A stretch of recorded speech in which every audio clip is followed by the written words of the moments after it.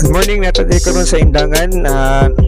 Diri ang mga ukay-ukay na mga sapatos sa daghan. Sapatos daghan kaayo diri sa may indangan in front of Prestige Subdivision. Na makita niyo diri ang klase-klaseng ukay-ukay na mga sapatos.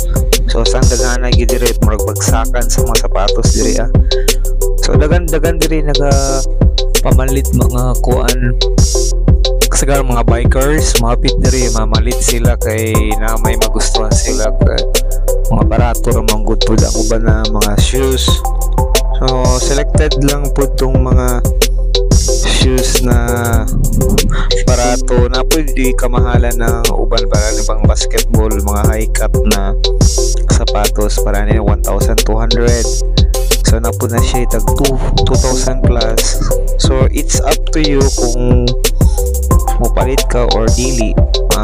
Ani lang mo diri mo bisita mo para makita ninyo ang kasi klase ng mga sapatos. So along the highway lang mo po ni siya diri beside of Amsay na school. So makita ninyo diha. So pang pili lang mo kung sa inyong magustuhan na pang formal, na po pang casual, na po pang sa mga sports na para sa basketball 2,000 plus na siya, high cut 2003, 2008, na 2,500. So depende sa inyo kung sa inyong magustuhan. So abunda kayo na diri mo na tag 350 lang po, na tag 500 plus. So depende sa klase sa shoes na magustuhan niyo, na tag 1,800, na tag 450. So na pa na dyan mga presyo nakasulat sa mga shoes. Ipang butang nila daan para kung na yung utan na so makita naman din nila ang presyo.